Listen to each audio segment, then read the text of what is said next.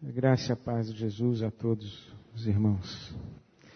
Nós vamos ler a palavra de Deus no Evangelho de Lucas, no capítulo 13. E vamos hoje à noite pedir a Ele que nos mostre um pouco mais da sua face, do seu coração. Vamos mais uma vez falar a respeito do Deus e Pai de nosso Senhor Jesus Cristo, na expectativa de, enquanto falamos a respeito dele, falarmos com ele. O Evangelho de Lucas, o capítulo 13, os versos 34 e 35, são palavras de Jesus. Jerusalém, Jerusalém, você que mata os profetas e apedreja os que lhes são enviados.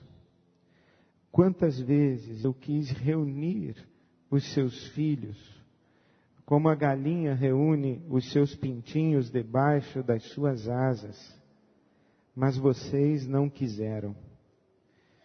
Eis que a casa de vocês ficará deserta. Eu lhes digo que vocês não me verão mais, até que digam, bendito o que vem em nome do Senhor. Jerusalém, Jerusalém, você que mata os profetas e apedreja os que lhes são enviados.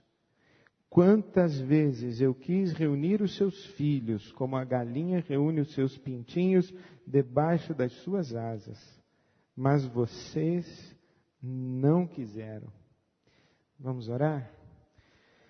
Deus, nosso Pai bendito, nós te agradecemos o que já nos tem feito e dito nesta noite.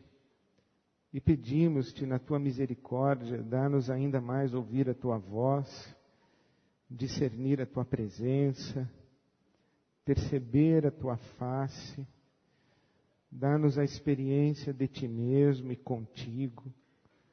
Pedimos-te assim, Pai, pois por isso aqui vimos, por isso aqui estamos, porque nós te desejamos e nós suplicamos que tenhas misericórdia de nós.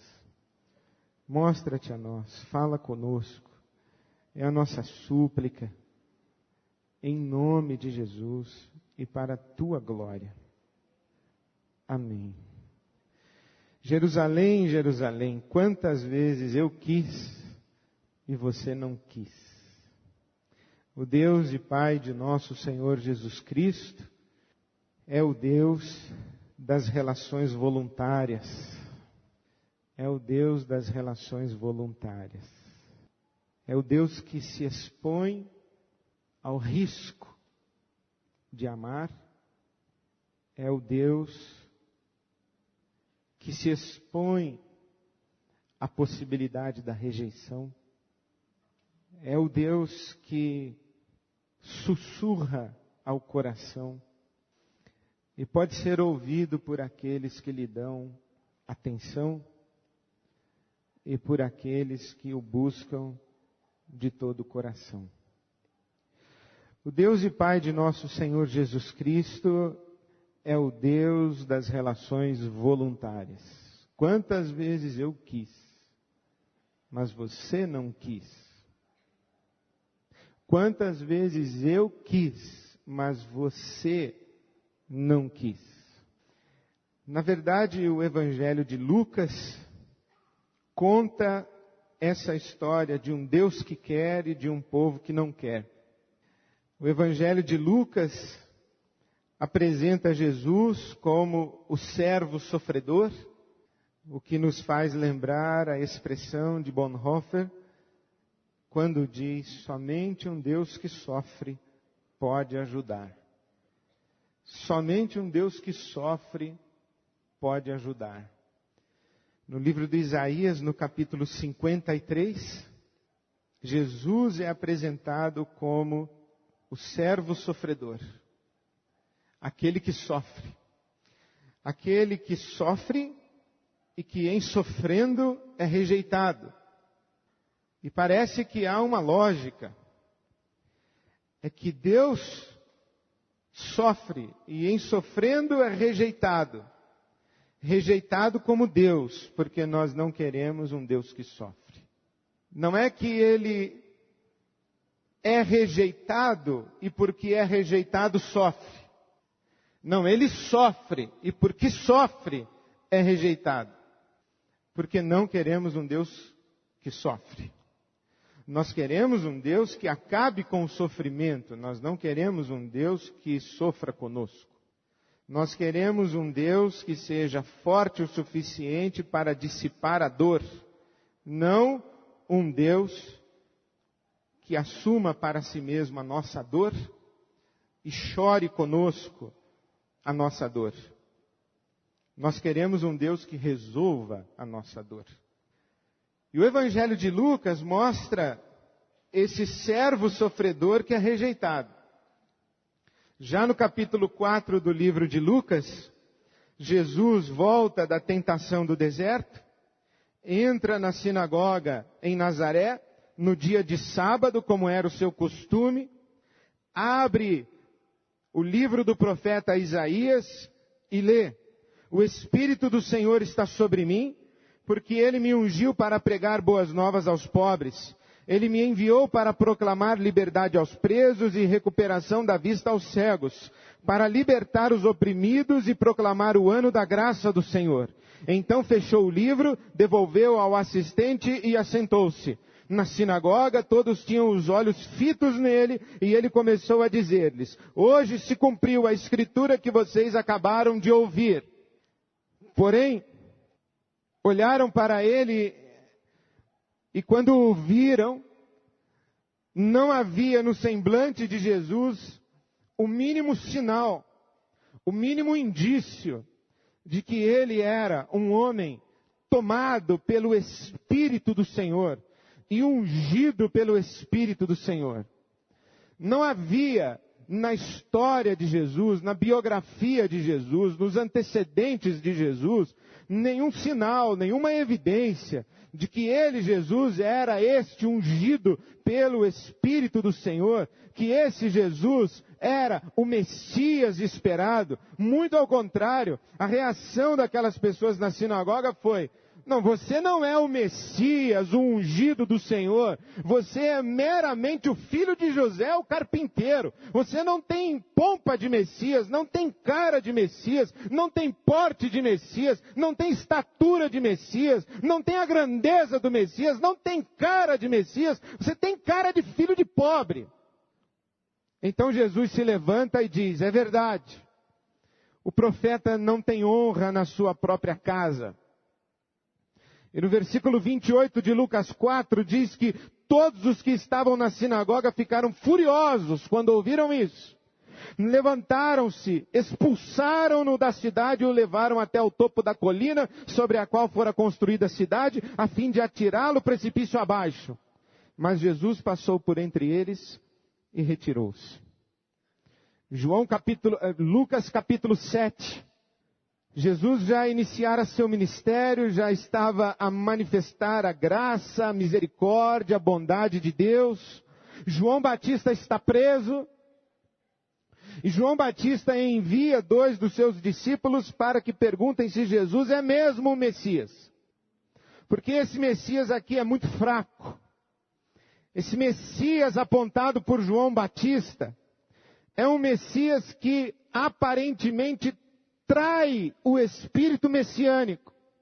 Porque em Isaías capítulo 61, o Messias ele chega e diz: o Espírito do Senhor está sobre mim e me ungiu para pôr em liberdade, para quebrar grilhões, para devolver a vista aos cegos, para anunciar o dia da vingança do nosso Deus. Mas Jesus se levanta na sinagoga e diz: o Espírito do Senhor está sobre mim, para proclamar libertação, quebrar grilhões, devolver a vista aos cegos, fazer com que os coxos passem a andar e anunciar o ano da graça do Senhor. João Batista diz: não, nós não queremos o ano da graça, nós queremos o dia da vingança. Nós não queremos misericórdia, não queremos amor, não queremos compaixão. Nós queremos o nosso status de Israel, luz de todas as nações, de volta. Onde está o Messias poderoso que vai nos devolver a glória de Israel? Nós não queremos um Messias que anuncie o ano da graça do Senhor. Nós queremos um Messias que anuncie o dia da vingança do nosso Deus. Então João Batista entra em crise e diz, perguntem a ele se é ele mesmo. Será que não apresentei o homem errado? Esse Messias é claudicante. Então Jesus responde, voltem e digam a João Batista o que é que vocês estão vendo. Os cegos veem, os aleijados andam, os leprosos são purificados, os surdos ouvem, os mortos são ressuscitados e as boas novas são pregadas aos pobres. E feliz aquele que não se escandaliza por minha causa. Feliz aquele que não me estranha. Feliz aquele que não se sente ou não é abalado pela minha presença. Porque essa aqui é a legítima e única possível presença. Diz a palavra de Deus, no versículo 29 de Lucas capítulo 7, que ouvindo isso, todo o povo, até os publicanos, ouvindo as palavras de Jesus, reconheceram que o caminho de Deus era justo, sendo batizados por João. Mas os fariseus e os peritos na lei rejeitaram o propósito de Deus para eles, não sendo batizados por João. Olha que interessante. Bem sei que tudo podes e nenhum dos teus planos pode ser frustrado, disse Jó. Melhor tradução de Jó 42 seria, bem sei que tudo podes e nenhum dos teus propósitos pode ser frustrado. Nenhum, vírgula, Jó. Porque Lucas 7,30 diz que pode sim.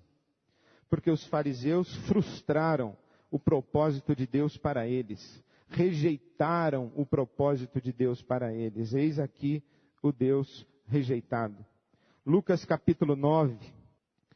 Lucas capítulo 9, Jesus multiplica os pães. Jesus multiplica os pães. Surge um grande conflito, uma grande celeuma entre os discípulos. Esta celeuma que surge entre os discípulos é narrada muito mais detalhadamente em João capítulo 6. Quando Jesus multiplica os pães, as multidões vêm ao encontro de Jesus. E Jesus diz assim, vocês estão me procurando porque querem os pães. Mas esses pães aqui não resolvem a vida de vocês. Porque os pais de vocês comeram desse pão no deserto, com Moisés, e morreram. E vocês vão morrer também se vocês só quiserem esse tipo de pão. Vocês têm que comer o pão que desce do céu. Aí os discípulos dizem, e qual é o pão que desce do céu? Jesus diz, eu mesmo. Vocês têm que comer da minha carne e beber do meu sangue. Há um certo conflito. E João capítulo 6, 66 diz que muitos dos discípulos de Jesus o abandonaram, foram embora. E Pedro diz, mestre, eles estão nos abandonando. E Jesus diz, e vocês querem ir também? Podem ir. E Pedro diz, não, para quem iremos nós, se só tu tens as palavras de vida eterna? E Pedro fica. Aí então Jesus diz assim, mas eu quero dizer o seguinte, então comecem a perguntar aí quem é o Filho do Homem. Os discípulos fazem uma enquete. João Batista, Jeremias, um dos profetas. E vocês, quem acham que é o Filho do Homem? Pedro novamente se levanta e diz, tu és o Cristo, Filho do Deus vivo. Aí Jesus diz, muito bem, Simão, filho de Jonas. Não foi nem carne nem sangue quem revelou isso para você, mas o meu Pai que está no céu revelou isso para você. Agora presta atenção que eu vou lhe dizer. Eu, o Cristo, Filho do Deus vivo, vou a Jerusalém, vou sofrer, vou morrer. E Pedro diz, não, Senhor. E Jesus diz assim, Pedro, preste atenção. Senhor, nós não queremos o Messias que morre. Nós não queremos o Messias que sofre. Nós queremos o Messias que nos dá a vida eterna. O Senhor acabou de falar que vai nos dar o pão do céu, que dá a vida eterna. Agora o Senhor vem com esse papo de que vai para Jerusalém morrer. Nós não estamos entendendo direito a sua conversa. Afinal de contas, o Senhor quer vida ou quer morte? E Jesus diz assim aos seus discípulos, quem quiser salvar a sua vida, a perderá. Quem perder a sua vida por minha causa, este a salvará. Portanto, se alguém quiser acompanhar-me, É como se Jesus voltasse para Pedro e dissesse: Pedro, atenção, você não é obrigado a me seguir. Eu não amarrei você, eu não me impus sobre você, eu não firmei a minha vontade na sua cabeça, eu não lavei o seu cérebro, eu não acorrentei você em mim. Se você quiser ir embora, pode ir, porque o meu caminho é esse. E quem quiser, vem, porque comigo as relações são voluntárias. Quem quiser, vem. O Pedro fica. Lucas capítulo 10. Pedro, você vai ficar? Vou. Então sai por aí e anuncia essa mensagem. E o que vai acontecer? Vai acontecer o de sempre, Pedro. Alguns vão aceitar e alguns outros vão rejeitar. Lucas capítulo 10, versículo 8. Quando entrarem numa cidade e forem recebidos, comam o que for posto diante de vocês. Curem os doentes que ali houver e digam-lhes: o reino de Deus está próximo de vocês. Mas quando entrarem numa cidade e não forem bem recebidos, saiam por suas ruas e digam: até o pó da sua cidade que se apegou aos nossos pés, sacudimos contra vocês. Fiquem certos disto, o reino de Deus está próximo. Lucas capítulo 11. Jesus demonstra a sua autoridade sobre os espíritos imundos, demonstra o seu poder. Em capítulo 11, versículo 14, Jesus estava expulsando um demônio que era mudo. Quando o demônio saiu, o mudo falou e a multidão ficou admirada. Mas alguns deles disseram: é por Belzebu, o príncipe dos demônios, que ele expulsa demônios.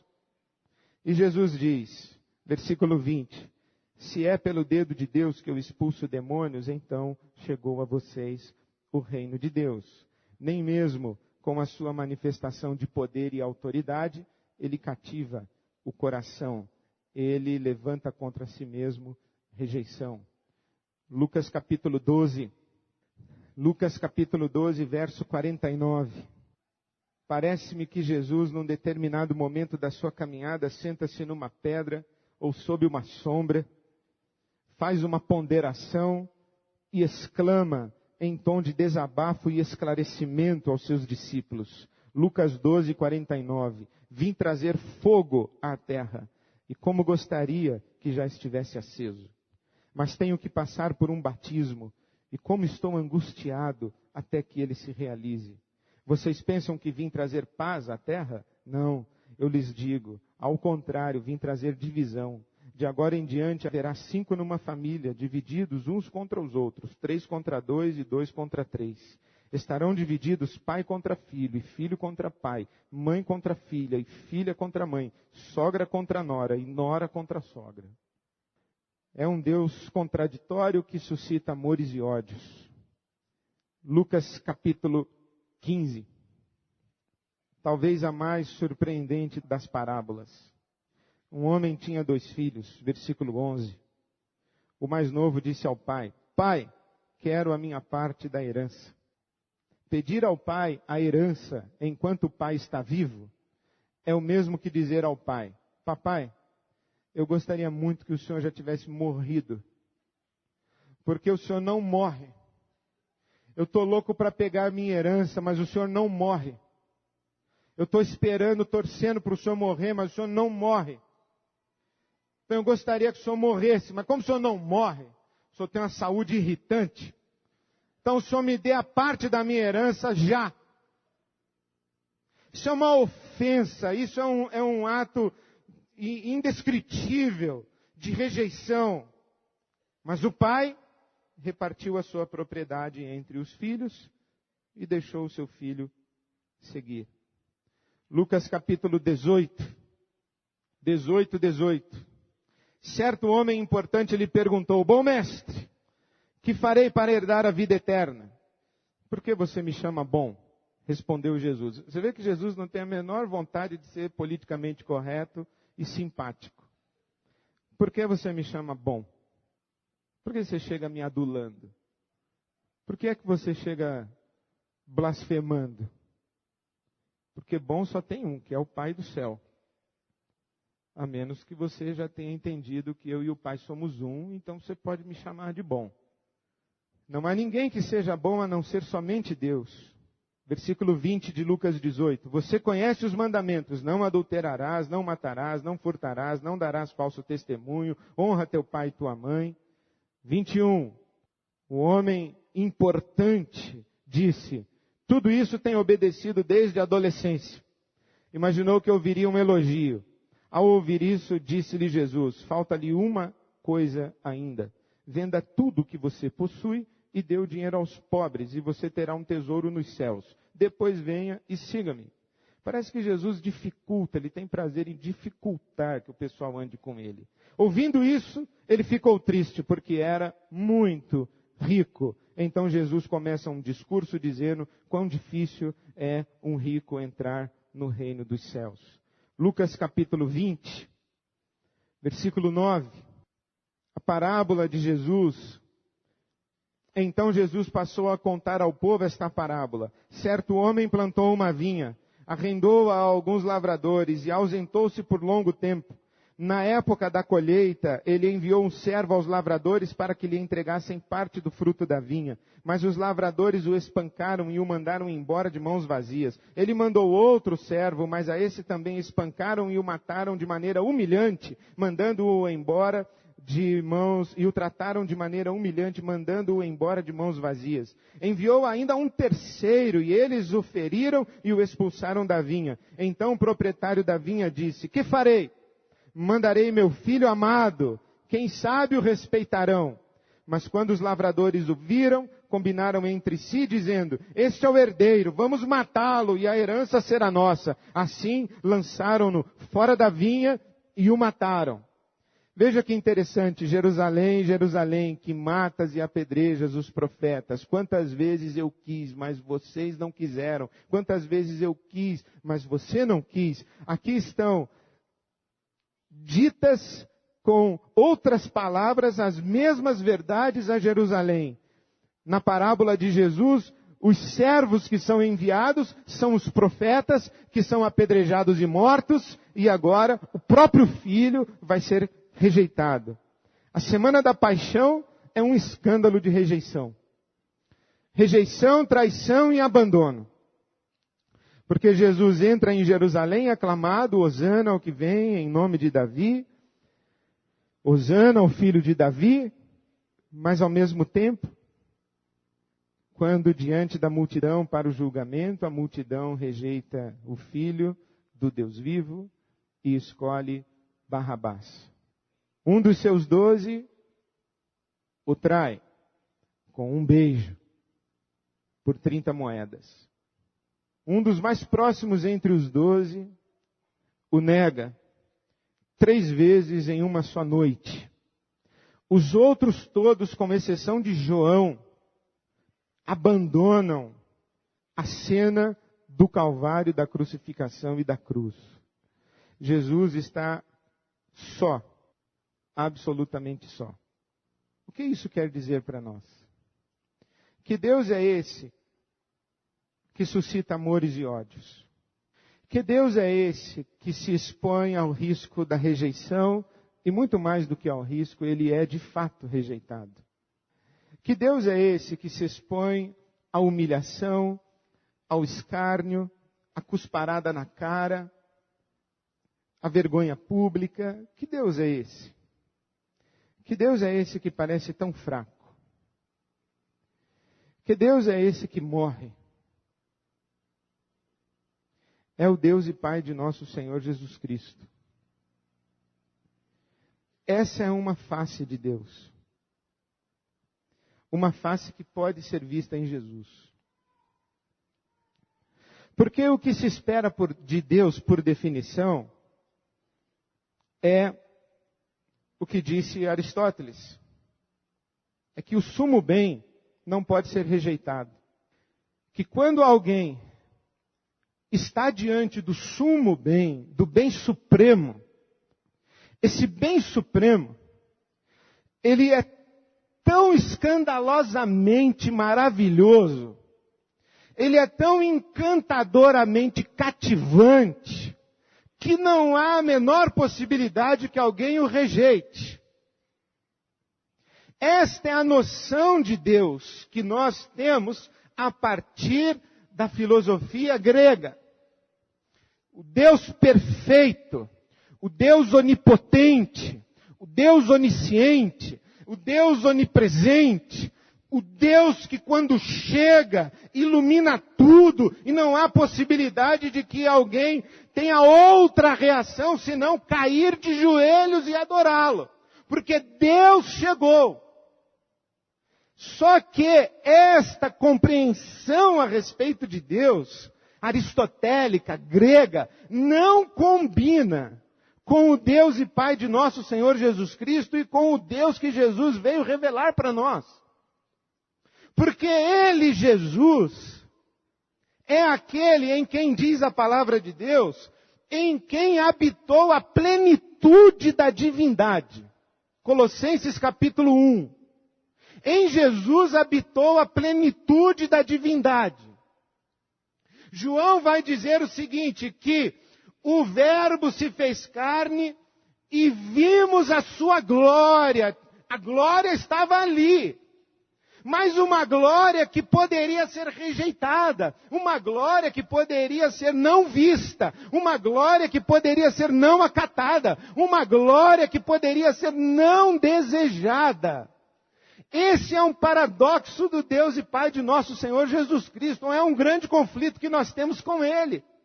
Porque o que se espera de um Deus glorioso é que quando Ele chega, todo mundo o reconhece como Deus de imediato. Mas não é o que acontece com Jesus. Nem mesmo quando Ele anda sobre as águas, nem mesmo quando Ele multiplica os pães, nem mesmo quando Ele cura os leprosos, nem mesmo quando Ele repreende os demônios, nem mesmo quando Ele repreende os mares e a tempestade, nem mesmo quando Ele manifesta poder em abundância, sobejamente poderoso esse Jesus que anda pela Palestina. Mas é um poder que pode ser rejeitado. Ele não parece um poder divino. Se Aristóteles estivesse presente, Aristóteles dizia, não é o supremo bem. Não é o supremo bem, porque o supremo bem, quando é conhecido, quando é visto, quando o ser humano se depara com o supremo bem, é impossível que o rejeite, é impossível que não seja cativado por ele. E se um diz, eu sou, mas é rejeitado, é cuspido, é humilhado, é exposto à vergonha pública, ele não é. Mas nós cristãos dizemos assim, pois o problema é que ele é. O que é que isso quer dizer? Bom, isso quer dizer que o nosso Deus é diferente. Com licença da expressão, eu acho que me farei entender, teologicamente, na tradição da teologia, se diz que Deus é abscônditos. É o Deus que se esconde. No popular, o nosso Deus, o Deus e Pai de nosso Senhor Jesus Cristo, não é um Deus bandeiroso. Não é bandeiroso. O nosso Deus é um Deus discreto. O nosso Deus é um Deus que não se impõe. Ele bem que poderia. Eu fico imaginando, e algo que muito me intriga, é que Jesus ressurreto, ele poderia entrar nos aposentos de Pilatos. Atravessar a parede dos aposentos de Pilatos. Falar assim, você lavou as mãos. Eu vim aqui dizer que não adiantou, eu estou vivo, eu ressuscitei. Ele poderia visitar Barrabás. Ele poderia aparecer de novo para a multidão. Ele poderia aparecer no pináculo do templo. Ele poderia andar de novo sobre as águas do mar da Galileia e desaparecer. Geraria uma confusão naquela Palestina. Eu vi. Não, eu não vi, eu vi, eu não vi, eu vi, eu não vi, eu vi, eu não vi. E ele apareceria para todos os seus adversários, todos os seus algozes. Ele entraria na sala do concílio farisaico. Cumprimentaria Anás e Caifás. Jesus de Nazaré, o crucificado, o ressurreto, Senhor dos senhores. De joelhos. Poderia? Bem que poderia. Mas o Deus e Pai de nosso Senhor Jesus Cristo, Ele não é assim. Bom, o que isso quer dizer ainda? Se o nosso Deus não é bandeiroso, você pode esperar e pode clamar que Ele se mostre a você maravilhosamente. Ele não vai se mostrar. E aqui é uma palavra muito singela, aos que têm dificuldade de crer. E querem a grande evidência para crer. Deus não vai dá-la. Deus não vai invadir a sua vida poderosamente. Deus não vai entrar no seu quarto. Deus não vai iluminar o seu derredor. Deus não vai mostrar-se a você inequivocamente. Deus não vai lhe dar provas de que Ele existe. Deus não vai entrar nesse jogo. O Deus e Pai de nosso Senhor Jesus Cristo é esse Deus das relações voluntárias. E as relações voluntárias, elas são necessariamente relações de fé e, portanto, relações de risco. Alguém disse para nós que nós andamos com Deus por certeza.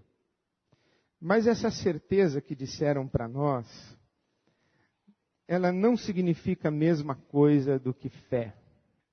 Deus não é objeto de certeza. Deus é objeto de fé. São coisas diferentes. Porque Deus é uma pessoa. E nós temos que confiar e apostar.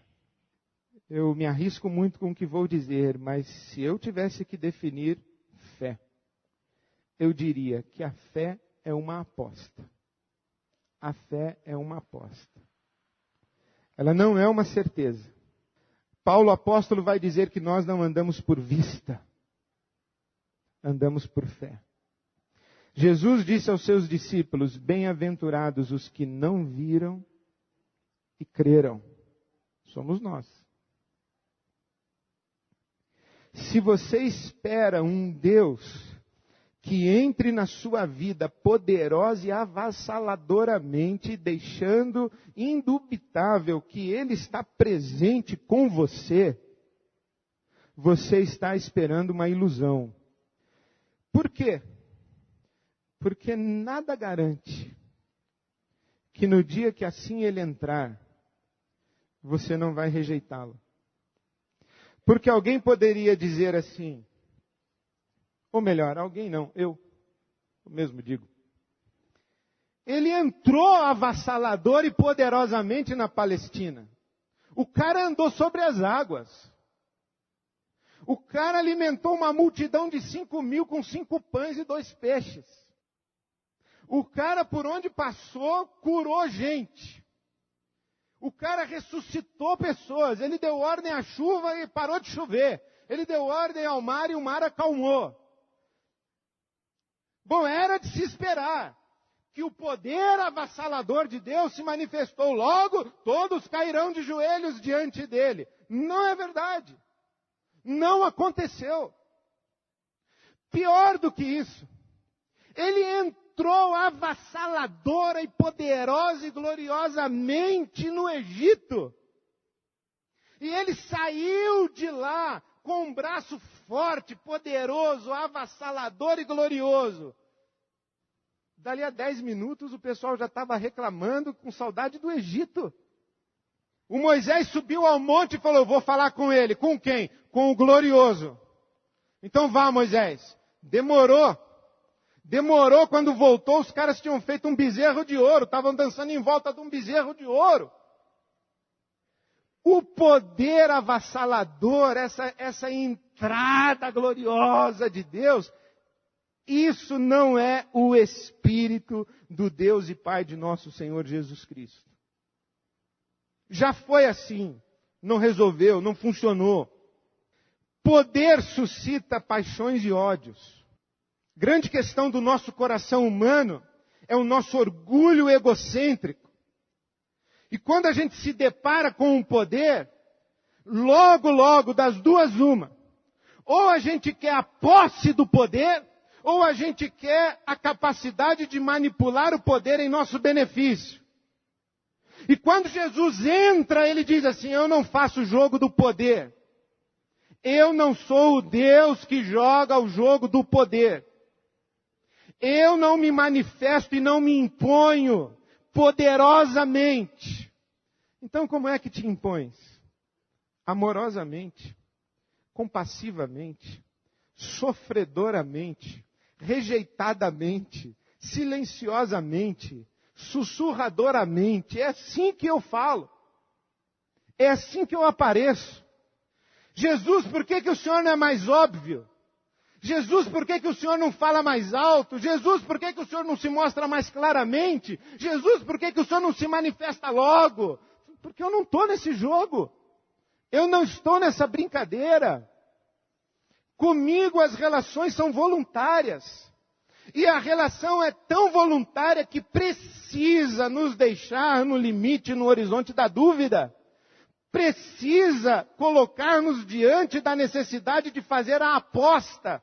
Precisa nos colocar diante do horizonte do risco. Não é possível a certeza, porque a certeza cristaliza, a certeza congela, a certeza solidifica uma relação e faz com que essa relação se torne estática. O nosso Deus é um Deus pessoal que circula, surpreende, se esconde e exige a nossa aposta. Você quer? Então vem. Que certeza eu tenho? Não é certeza, filho, é fé. Porque aquilo que você acha que pode lhe dar certeza, nunca deu certeza para ninguém. Ou melhor, deu para alguns e não deu para outros. Não funciona universalmente. É por isso que o Paulo vai dizer o seguinte: o amor de Cristo nos constrange. Não é o poder de Cristo que nos constrange, é o amor de Cristo que nos constrange. Bom, o que isso quer dizer ainda? Quer dizer aonde eu quero chegar hoje à noite.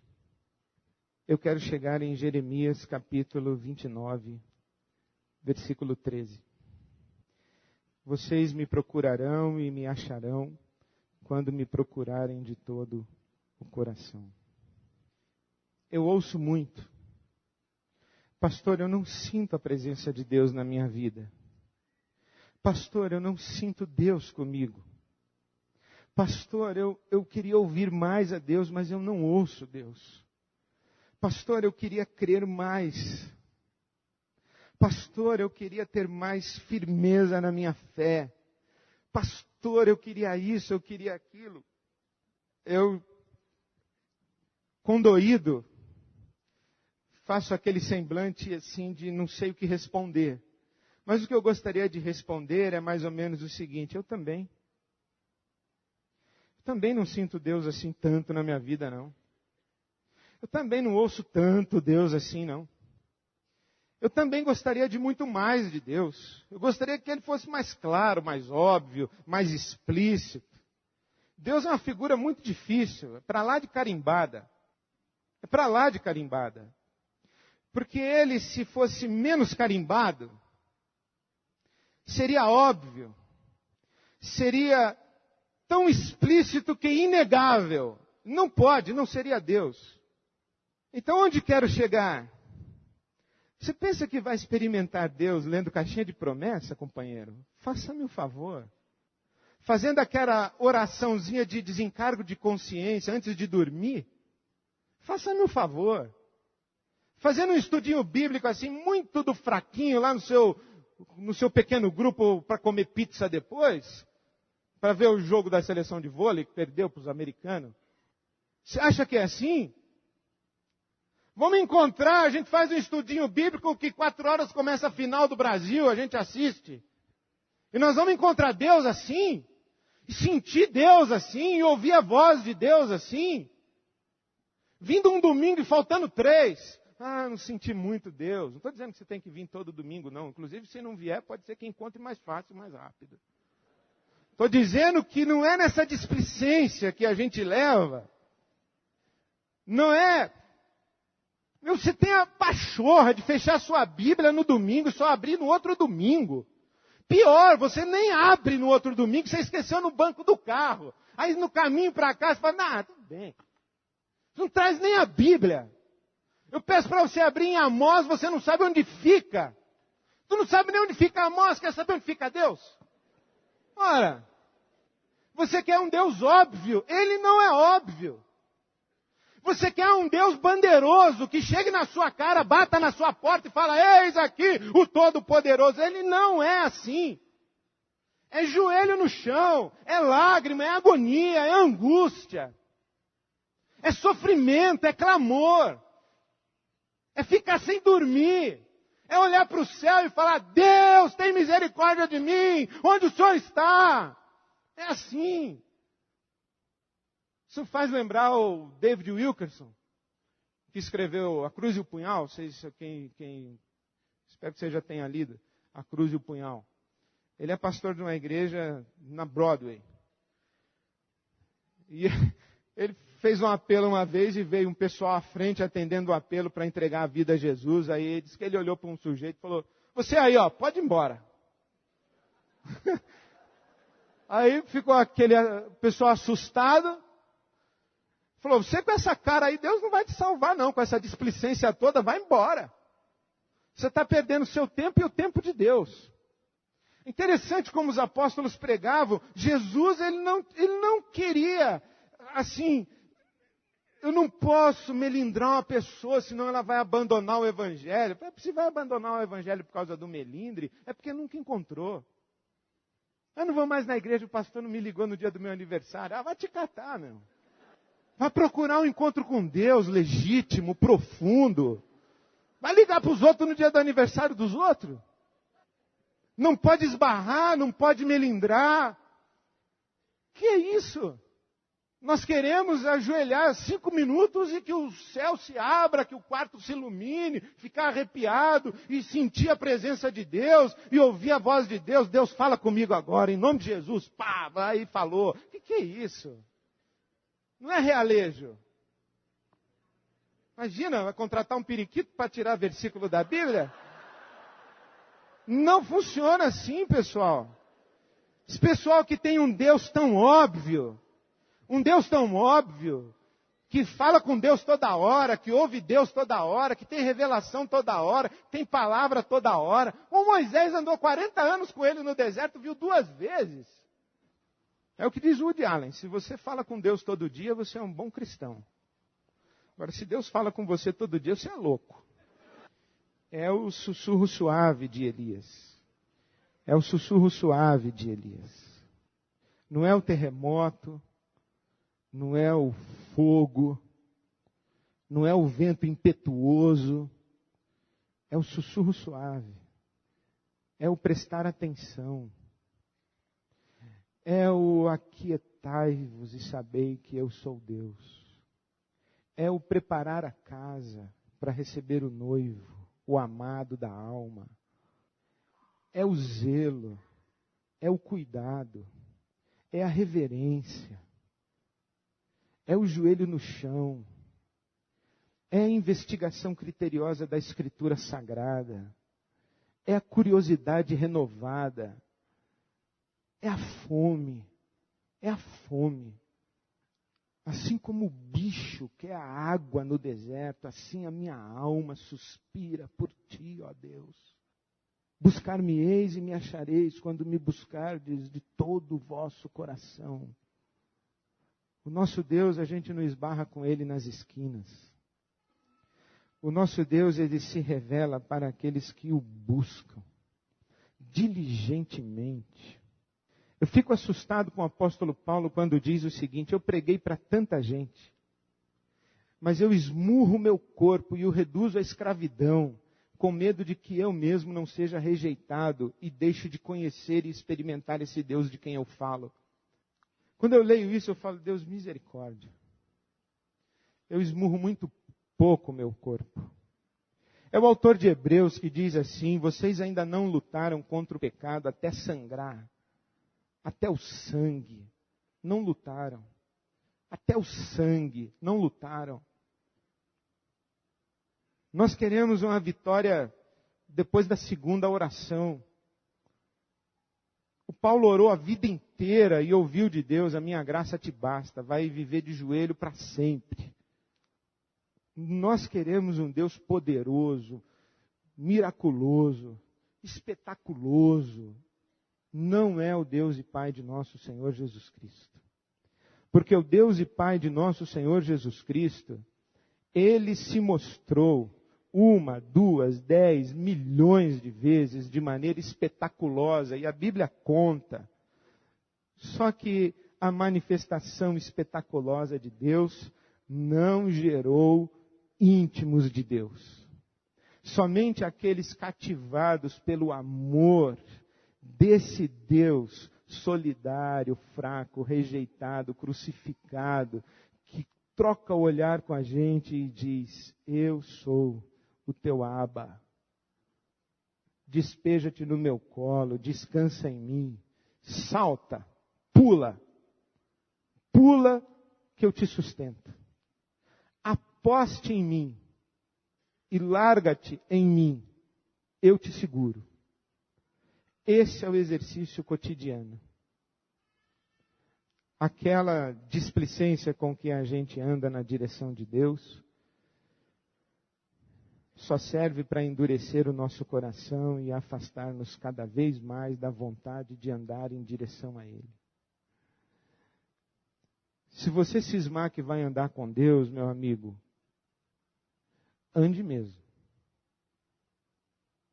Vai de cabeça. Porque se você for com senões, com condições, com ressalvas, você não vai encontrá-lo. Isso vai endurecer o seu coração. Isso vai gerar em você decepção. Isso vai gerar em você frustração. E você ainda vai botar a culpa em Deus. Então, quando você for, vai mesmo. Porque foi assim que Jesus tratou aquele pessoal. Deixa eu primeiro enterrar meu pai. Então faz o seguinte, vai enterrar teu pai. Vai, pode ir. Não precisa vir comigo não. Vai enterrar teu pai, você está preocupado com outras coisas. Vai lá. Eu quero seguir. Então faz o seguinte, abandona todo o seu dinheiro, isso que amarra seu coração, e vem comigo. Então faz o seguinte, você ainda está preocupado com o dinheiro ainda é o teu Deus, fica com ele, na hora certa você me procura. Jesus falava e os discípulos diziam assim: Jesus, esse sermão seu aí, na hora do apelo não vem ninguém. Aí Jesus dizia assim: não, aqueles que têm ouvidos para ouvir, ouvem, os que tiverem ouvidos para ouvir, ouvirão, e o meu Pai tem os dele, e os dele têm a ele, e está tudo certo. Então, se queremos um Deus óbvio, que se imponha sobre nós, que não nos deixe alternativa, senão adorá-lo, não é o Deus da Escritura.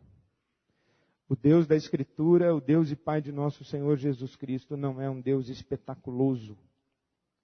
É um Deus abscôndito das relações voluntárias e que exige de nós o risco e que caminha conosco no fio da navalha, da dúvida e da angústia. É aí que Ele está. Eu termino citando São João da Cruz. São João da Cruz fala da noite escura da alma. Aquela noite que vem quando a gente começa a buscar a Deus, e buscar a Deus, e buscar a Deus, e Deus não aparece. E a gente busca mais, e Ele não vem. E a gente grita, e Ele clama, e Ele não vem. E nós queremos que Ele venha para responder à nossa dúvida, resolver o nosso problema, nos livrar da nossa angústia, amenizar a nossa dor, enxugar a nossa lágrima. E nós ficamos clamando insistentemente, Ele não vem. Ele não vem porque Ele é um objeto a ser utilizado por nós. Ele não se presta a esse papel, Ele não vem. Aí a gente cai na noite escura da alma. Na noite escura da alma a gente perde toda a esperança, abandona todas as ilusões, joga fora todos os conceitos e fica ali. E já não espera nenhuma recompensa do buscá-lo. Porque chegou num ponto em que a vida só faz sentido em buscá-lo, mesmo que ele não seja encontrado. Quando a gente chega nesse ponto, de dizer a Deus: eu quero o Senhor e mais nada. Aí Deus aparece e diz assim: finalmente chegastes ao lugar de me desejar somente a mim. Eis-me aqui. E nessa hora, é um sussurro suave, é uma leve brisa, é um pequenino toque no ombro, é aquela troca de olhares dos íntimos e dos verdadeiros amantes. Esse é o Deus e Pai de nosso Senhor Jesus Cristo. E foi para esse Pai que Jesus gritou do alto da mais escura de suas noites, no pico do Calvário, pendente da cruz. Sentindo o abandono e o desamparo, ele diz: Pai, Pai, nas tuas mãos entrego o meu espírito. Contra toda a evidência, contra toda a probabilidade, contra todo reforço externo, Pai, eu não te sinto, eu não te vejo, eu não te percebo, eu não te entendo, mas nas tuas mãos eu entrego o meu espírito. Eu salto daqui, do alto da cruz, direto para os teus braços.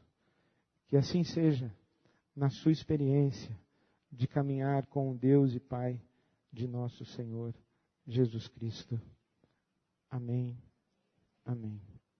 Eu não vou fazer apelo hoje à noite, não vou chamar você aqui à frente, mas vou chamar você à oração aí no seu lugar. E eu vou pedir que nós cantemos novamente: estou aqui e me sustento em teu amor, em teu poder. Sei que fraco sou, é a tua misericórdia que me explica, é a tua compaixão que me sustenta. Eu estou aqui.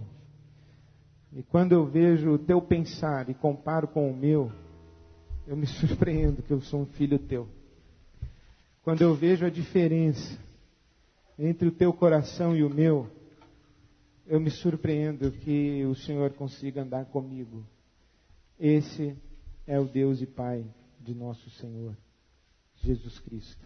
Ore a Ele, busque a Ele do fundo do seu coração. Ele vai ouvir a sua oração. Amém.